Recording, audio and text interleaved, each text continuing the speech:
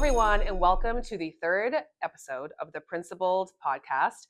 I am so excited to be sitting here today with Mr. Owen Williams, the man, the myth, the legend here at Branksome. Really, this is the whole spirit of this podcast. What we wanted to do with this podcast was to spotlight some of the incredible stories of the people that make Branksome what it is. And Owen, you are certainly one of those people. When I talked to the kids yesterday, I was at boarding dinner with them and I told them that I was interviewing you, and they were like, finally, I'm going to listen to your podcast. It's the first time I'm going to listen. I'm just teasing. They didn't say that, but they were very excited that I was going to be interviewing you. So just to do a bit of an introduction, Owen, why don't you tell our listeners and our viewers what your role is and what you do here at Branksome? All right. I am an English teacher and the instructional leader for English and Language A.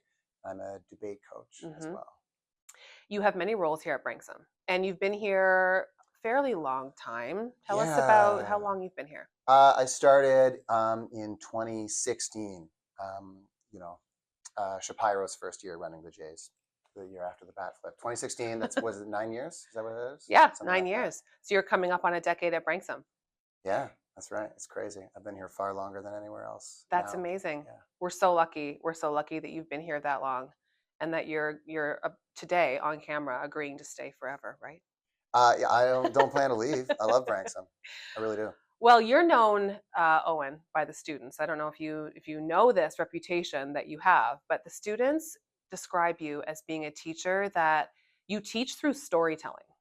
And they talk about this. They like, I love Mr. Williams' stories. He tells the best stories. They were telling me that last night. They were telling me about stories you tell about your kids, about the literature that they're reading, and how you make things come to life in a really personal way. What were any early influences from your career or maybe family? How did you cultivate this pretty awesome gift of being a storyteller in the classroom? That's really nice if students say that. I really appreciate it. It means a lot to me. My grade 8 teacher, a guy named Joe Gerdiza, I reached out to him actually 2 years ago because I thought I was like, he's probably retiring soon, right? But so I can probably still get his email address through the Peel board, and we went out for to meet up, and I wanted to tell him he was the biggest influence on my teaching, and Joe would just tell stories forever, and honestly it was the kind of thing where I thought maybe you just didn't have a lesson planned, like you're looking at the clock and thinking, let's just keep this guy going because maybe we can get 20 more minutes of stories, and you're thinking that as a class, but really he was teaching us because he was teaching us we had to listen to each other, and we had to listen to him, and he would ask us to share our stories too, and that was really fun, but obviously we had to listen, and you also had to learn because when it was your time, now everyone's going to be listening to you, and you can't just it's not fair to your audience if you don't have an interesting story to tell with some kind of narrative, beginning, middle, and end, and a point, and so on. I loved those classes, and that's always how I wanted my classes to feel, at least to a degree. I'm sure the way I just described it is not exactly what my students would say, right? But I know you might expect me to say, I don't know, my parents or the dinner table or whatever, but if I think about stories, I think about Mr. Gerdiza. Yeah. It was him. I have a teacher that did so much for me in my career, and I've thought year after year I should reach out to her, and I just haven't, but maybe you've inspired me. Maybe I will. Oh, you do it. It's so incredible.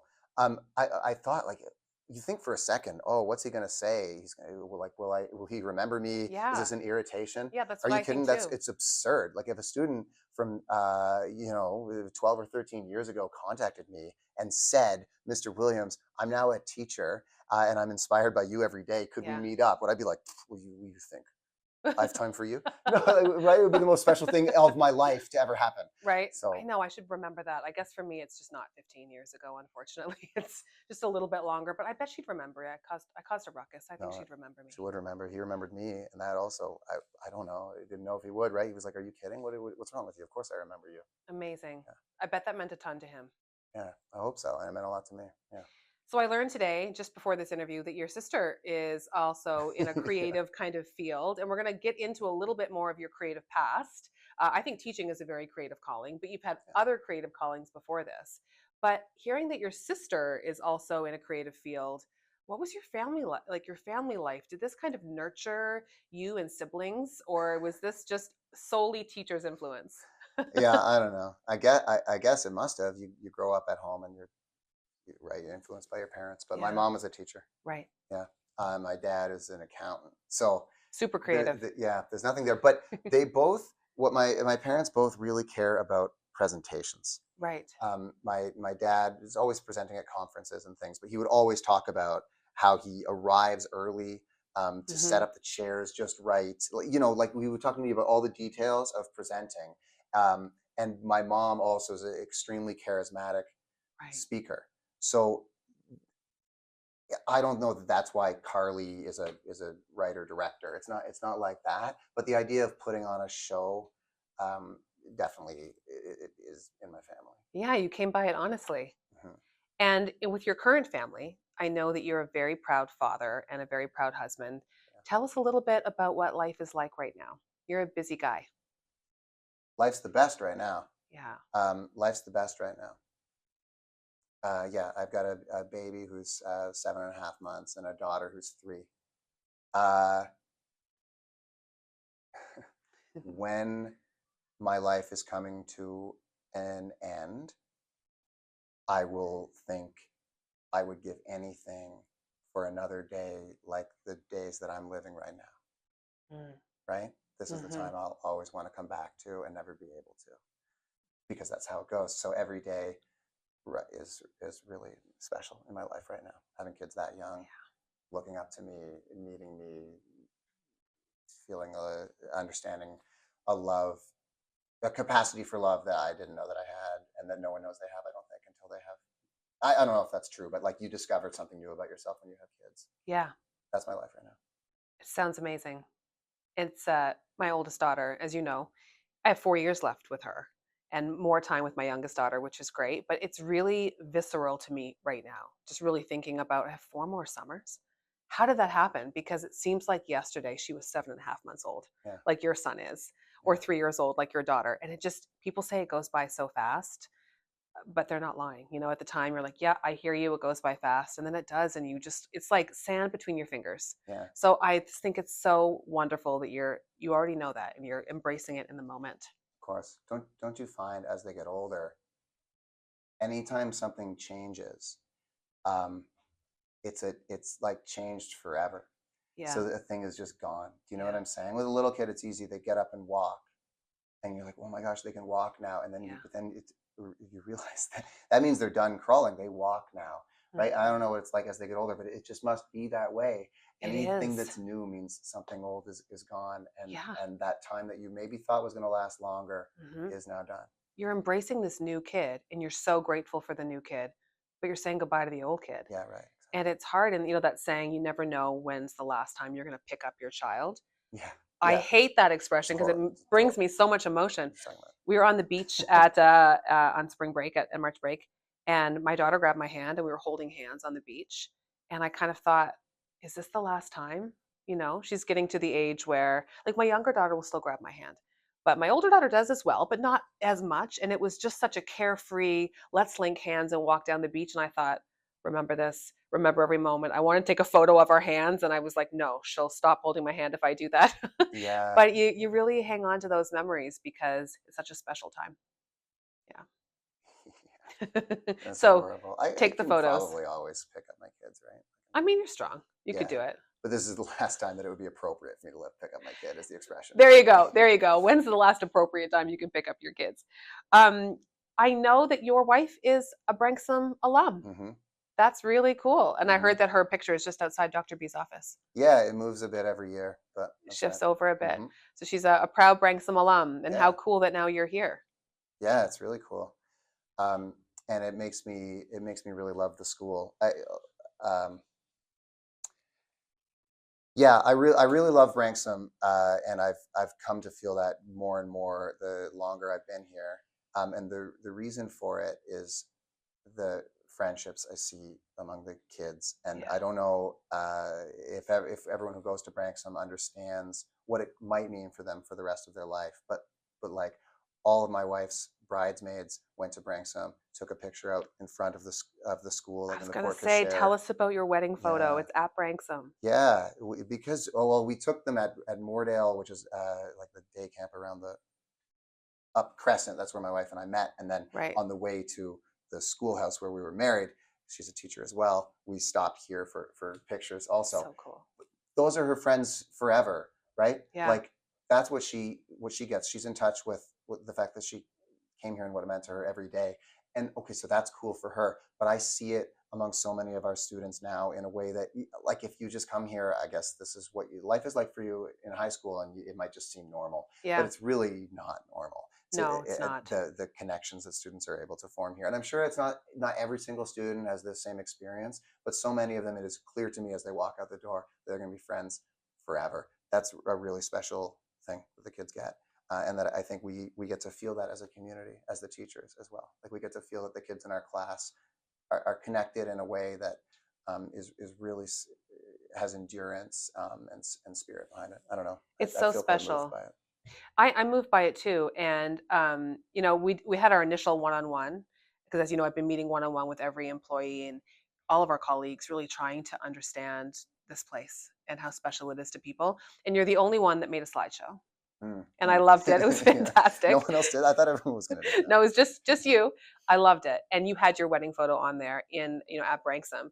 And you were telling me about these relationships, and how they really kind of supported your wife throughout her whole life so far. And it meant a lot to me to hear that. It was kind of impactful. And then maybe a month later, we had an alum event, and I got to meet alums from 1950 up until last year.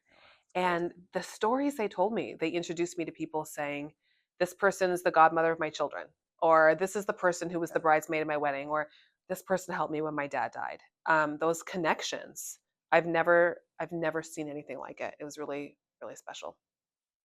So you mentioned a camp that you met your wife at, and Yeah. I know camps were really important to you as a child, and I think it's shaped a lot of who you are. Do you want to tell us a little bit about your passion for camps? I know it's a big part of your childhood. Yeah, it's huge to me. I really love summer camp. There's no institution that has meant that as much to me as the camp that I went to. That's for sure the Yeah. case. We'll settle for being a close second. Yeah, no, I don't know. I would do anything for my summer camp. I just owe so much to it. Yeah. I don't know. I think I don't know how much there is to say that's interesting about it, other than I went there and the relationships that I made Yeah. helped me believe in myself and find my identity. Those sorts of things that you might imagine. There's this moment where I was playing guitar, I like learning to play guitar and sing and stuff, and there was a big culture of playing guitar and singing at my camp, and this story doesn't even translate. It doesn't even matter. I went to play guitar for this cabin of kids who needed someone to like help them get to sleep at night. I was like 15. I was like, you know what? I think I can do it. And it's such a dumb little story. It's just I did it, and it really mattered to me that I was doing this because I felt like I was growing up. Like I'm gonna help the kids get to sleep. I'm not a kid anymore. I can be a leader. It was like a moment. It mattered a lot to me. And I went and I did it and I played and the kids got to sleep at night and whatever. It was like kind of nice. Yeah. When I came back to my cabin, my counselor was like sitting on the front steps, just waiting for me, you know? He was like, how'd it go, man? It was just crazy that he knew how important it was to me, you know? Yeah. Yeah. So that's what camp means to me is like nobody's lost, or at least in my camp, nobody's lost in the sea of people. You're not all just a bunch of like a crowd. Everyone's an individual. Everyone is not just treated like they're special, let's say. Everyone is special. That's what you think about each other. That to me is what camp can do and what a great community can do. That's why it meant so much to me. Yeah. But the upshot is just in my later life, partly is that I'm a teacher and that I hope that I can be part of a community that understands how special every individual is. The other part is that I like put on silly costumes and put on a big skin and think it's fun for us all to laugh and be goofy and stuff. Yeah. That's like really probably how it shaped the personality that you see. But it's because camp made me feel like, whatever. just sort of be yourself and someone will respond to it, Yeah. you know? I love that you started by saying, this isn't interesting. And I welled up during your story because I felt it so much. And that's who you are as a teacher. I, That's what you do for our students. I've seen that and I've heard that from them. So I think it's more than interesting. yeah. Well, I hope so. I think you can, I hope at a school like this that every student would feel like there's someone at least, right, Yeah, who really is there, like who really sees them for who they are, and their they can person. go to, like you're not going to have that for every, right, every teacher and every student is not all going to have this magical connection, Yeah. but you should feel like you're coming here and you are seen, Yeah, you know. absolutely. Everyone, and I think that is special about Branksome. I think students do have that one person or more that in 15 years they will connect with and say, Yeah, "Hey, can we go out for coffee? I want to fill you in on where I am now and tell you about the impact you had."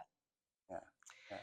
So speaking of our students, I was having dinner with them last night, our boarding students, and I was telling you at the beginning of this interview, I told them that I was going to be having you as a guest on the podcast, and they were so excited, and they said, "Mrs. McCallum, do you know that he has an IMBD page?" I do. And It's I true. said, "I do know that. It's a pretty cool story. Very, very fancy of you to have this whole career, Yeah. but you've had a very exciting career in acting." With roles in The Dirties and Operation Avalanche. So, not one, but Not two one, movies, but two feature films. feature That's films. right. What initially Full drew length. you to acting? How did this Yeah. happen? This Yeah, is it's how did this happen is the real question, because I'm not all the students will, anyone who's asked me like why did you leave acting will know my answer, which is that I was never an actor. I was just in films, which I know sounds like a I don't know, like a cute answer, but um, I've got a bunch of friends who are in film. I'm really lucky to know them. It's cool to know a lot of interesting people. I feel really fortunate to have some of the connections that I have in my life. So I'm friends with the directors and writers of those films. So a director named Canadian director named Matt Johnson, who directed Blackberry a couple of years ago, and wrote and amazing. directed it, and Nirvana the band, the show, the movie, which is at festivals right now, and he'll have a lot of other work coming. And Evan Morgan, who is the writer and director of The Kid Detective. These guys are real players in Canadian film, and they're just my old friends. Evan Amazing. was a guy I went to camp with, and is Yeah. one of my best friends. And Matt was his close friend, and we worked at the Ontario Science Center together, and just became tight. And they needed someone to be in their films. Those movies, if you check them out, they're like you wear lav mics the whole time, and it's found footage style, and we cover everything, and a huge amount of editing is done because we just have like thousands of hours of footage, um, and to work in them, you just got to be able to be natural on camera and keep track of what needs to happen in the scene. There's no script. Right. It's just sort of hanging out and being comfortable Sounds like a on camera. blast. Very fun hanging out with my close friends making these films. I worked in those movies because like we were friends. And for Operation Avalanche, which is a space spy movie, Right. we filmed at NASA without explicit permission for what we were doing there. There's a scene in Mission Control, like in the old Mission Control, where there's a bunch of flashes going off in the background. Like if you look subtly, you'll see, and it's because we're playing a scene in the old Mission Control, but there's a school tour group in the viewing area of the Mission Control. So Right. they're all taking pictures of us. We're in like period costumes, pretending to be CIA agents in Mission Control. And the students must have thought they were watching like a little play or something. Yeah. Like why are there actual people in the Mission Control? And they're whatever. The point is that we were secretly up to these hijinks at NASA in order to get footage that looked real. It's crazy that I got to do those things and It's that they got to crazy. play at film Did festivals. NASA like afterwards say, "Excuse me, what have you been doing?" No, They were okay with it. yeah, I guess so. We had permission. We said we were filming a documentary at NASA about the moon landing, which we were, and that we were filming a fake documentary that was actually a narrative Right. film about faking the moon landing. But like other releases, I think covered us enough, sort of. Anyway, those were amazing things to do.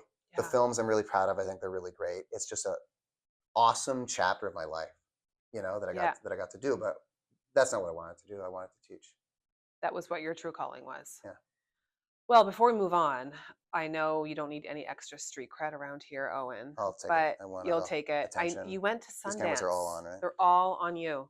Perfect. You went to Sundance. Yeah. That is so cool. What was it like? Who It did you was, meet? What did you see? it was really fun. I mean, yeah, it was really fun. Who did we meet? I don't know. There's people around,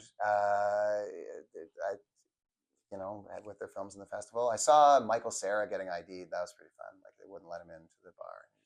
It's like, please, Well, you're Michael Cera. You're clearly famous. just Google him. You can see You how old he know, is. the best moment was you have to get your press photos done for like everyone does, Right. and ours were booked in the back of this lounge. There are lounges. That's what happens in it's at Park City, which is a ski town in Utah. But the whole town, which is normally probably sells hot chocolate and ski boots, everything gets hollowed out and turned into different promotional lounges, Right. trying to like push their brands on celebrities. That's Right. kind of how it is. And if you get access to one of these lounges, you get like everything that the lounge has to offer. Our pictures were in the back of the UGG lounge. It's like UGG boots, Right. Yeah. So you walk into the UGG lounge and we're like waiting for our pictures, and they're like, "Oh, what boots would you like?" And I was like, "I don't know. I'm not here for boots. I just had to get my pictures." And they're like, "What size are you?" I said, "Size 11." So they bring me like 4 to choose from, and I try some on. And I'm like, I guess these fit pretty well. They're like, "Okay, great. They're yours." That's So great swag. very fun, and the whole cast of The Wire was there. That was the best. You know that show, Yeah. The Wire, Yeah. HBO show. So That's it cool. wasn't like all of them, but they were all had this other project. So it was like, this is pretty niche content if you don't watch The Wire. But if you do, me and Weebay, and then Weebay, and who was there? The Senator Clay. What's his name? The guy who's swear word. I can't do his tagline. Doesn't matter. Me and a bunch of Baltimore drug dealers in my mind, because that's what they play in the show, all got new UGG boots together. That was the best moment at Sundance. Is that a That satisfying story? is very satisfying. So we can just say publicly you're friends with these people and you've gone shopping with them. That's what we'll say. Yeah, Yeah. that's right. That's right. So you're not in movies anymore, but if you could cast yourself in any movie or any TV show, which one would it be? Maybe The The Wire. West Wing. Oh, The West Wing. What Yeah. would you play? The deputy communications director. I'd take Sam Seaborn's role after Rob Lowe moved on because of contract disputes. It'd be me instead of Joshua Molina. I can see that actually. Great. It was a real missed opportunity for them. Yeah, I agree. Huge mistake. Yeah, so that's the answer. West Wing.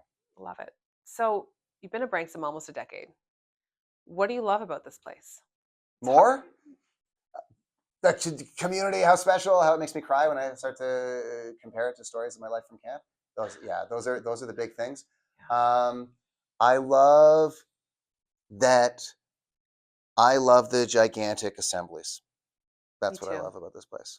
Yeah. I love Spirit Week, makes me cry every year, and I see them all, everyone working together and proud, and we did it. I just can't believe like 100 people would get together over the course of 2 months to plan a dance, because it's really important that like 5 random teachers say their dance was good.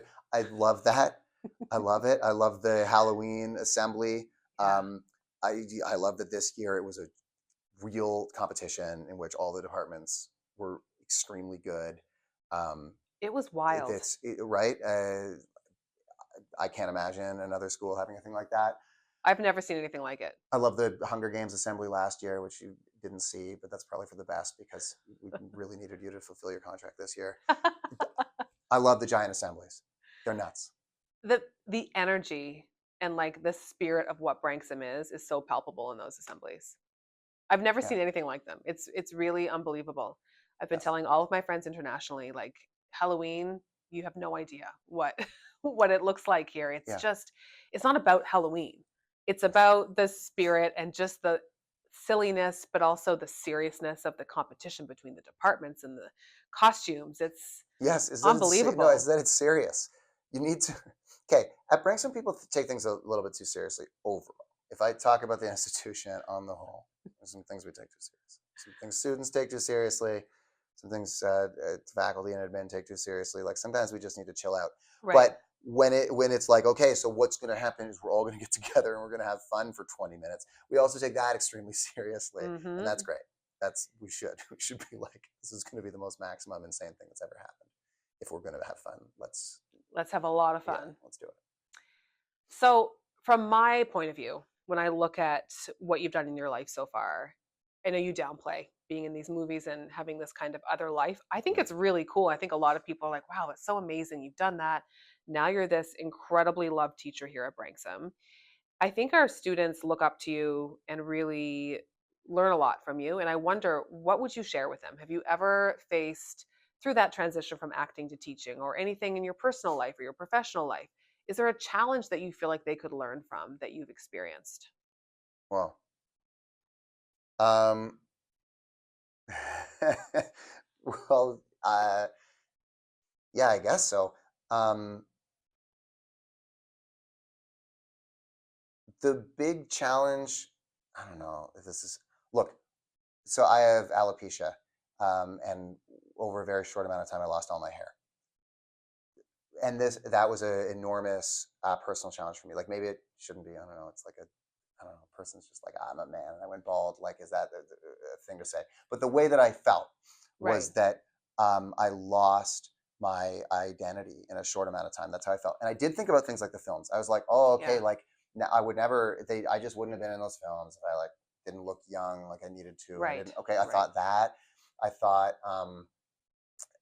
Just so much of my personality and charisma comes from who I am, and now I look completely differently than how I did before. So, like, will my personality match my new? Will it translate? Yeah, Yeah. will it port over?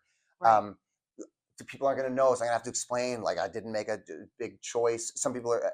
No one's. It's silly. Like, no one's going to think that I'm sick as a result of this Right. right now. But I just didn't. I don't know. I had never. Um, I hadn't been bald before, and like I didn't have eyebrows or eyelashes and things like that. Okay, so that was a major challenge in my life. Um, And to have it happen and so so quickly. and to have it happen so quickly. Yeah. But to make it universal, Right. it's that I felt like I had lost. Yeah, I had suddenly lost my identity, and I wouldn't be able to adapt. What do I say about it now? Um, One is people are really understanding. It matters way less to other people than it does to me. That made me just feel better about everybody. Like it made me feel better about humanity, like the world, Yeah. right? It made me feel like, oh my God, I thought that I just wouldn't be accepted. It's like seems stupid now to say, right? It Right. really does, but that's not. I was like, I can't go to work. Um, so people will accept you is really what I think. I guess that might not be true for everyone, but that's how I felt. And Right. also, like that's an oversimplification. I'm sure that the people who feel why don't people accept me? But my experience was like was not that. It was that the important permanent parts of myself are way like deeper and stickier and have more of an impact than other things that could be removed, Right. right? Like I lost my hair, but it is also possible to just shave your head or whatever. Right. That clearly is removable. There are things inside of you that are much deeper, um, and and much more central to who they are. And I think that's what people really detect about you and read in you, Yeah. and like that, and that's what really matters about who you are. And I learned that.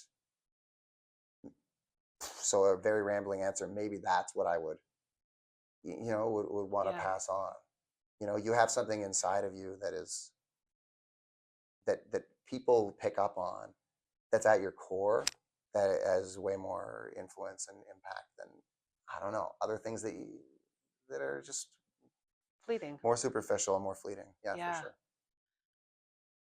I think that is such an important lesson and message, particularly for our students in an all girls school or in a school that serves girls. I mean, that's a massive message. It's something, there are themes within what you're talking about that our students face on a daily Hmm. basis and will Hmm. for the rest of their lives. So I think that that translates so importantly to this context and to the students that we serve here at Branksome. Yeah. I decided to shave my head because I was like trying to cover it up forever, Right. like it's like for like a long time, sprays and different things. And I was on my honeymoon, and then there's a guy walking toward us, and he obviously had alopecia, and he had just like one eyebrow, and like one full and one gone, and like the big patches, and he just like didn't. He shaved it, but he didn't really care. I was Right. like, oh my God. I just stopped him. I was like, hold on, I got to talk to you. And he was sort of surprised. And I was like, no, I have alopecia too. Look, okay, when did you shave your head? How did it feel? Like, I need to know. And Yeah. he was like, yeah, man, 100%, of course. And he told me, like, when I shaved my head, it was so liberating, and you should go for it. And I totally see you have it. I understand how you're feeling. Okay, the point of the story is I never talked to anybody else who had this thing that I was going through. Like, Right. everyone's going through something, right? I never talked to somebody else who was going through the thing that I was going through. Yeah. When I stopped him, he wasn't like, why are you talking to me? He was like, obviously I know why you're talking to me. We both share this thing. It's great for me to talk to you as well. Like, let's do it. Now, anytime I see someone who has alopecia, I stop them. I'm like, hey, I have alopecia too. Just want you to know, you look awesome. Right? Oh, I love And you that. get to talk to someone else with alopecia once a year, maybe Yeah. once every, like, it never happens. That's another thing. Yeah. Is everyone, there's always someone who can understand what you're going through to a degree. It's worth making those connections. I am not even a little bit surprised that you do that. I just think that's awesome. I think people must feel connected, and everyone, as we said before, people want to be seen. Yeah. And people want to be acknowledged, and those connections are so important. Well, I've loved talking to you. I could talk to you all day. But we have to go to rapid fire questions. Yeah. Are you ready? I'm ready. We're judging you on the speed round. Right, yeah, I have to go fast. Yeah, that's a problem. What is a song that you play on repeat? This year, Vampire, Olivia Rodrigo. No, really? This I would year. not have guessed that. I love that. Next question. What is a guilty pleasure that you will not give up?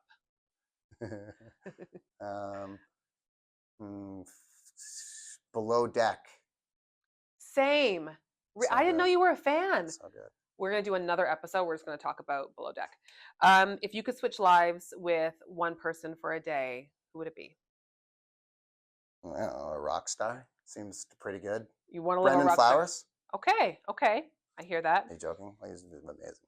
You just have a show tonight. It was like 100,000 people. You wrote Mr. Brightside. It's going to be amazing. That would be a great switch. Switch it for the day. Best piece of advice you've received? I will say, if you want to make someone think, make them laugh, or take advantage of compound interest, or put chips on a burger. Okay, excellent. Those are some rapid fire advices, and I agree with the chips on the burger. And a very small, just light way for us to end. What would you like to be remembered for? Being a good father. Thanks, Owen. It was so wonderful to talk to you, and I know everyone's going to love this episode. Thanks, Owen. You're welcome. Bye. Bye, guys.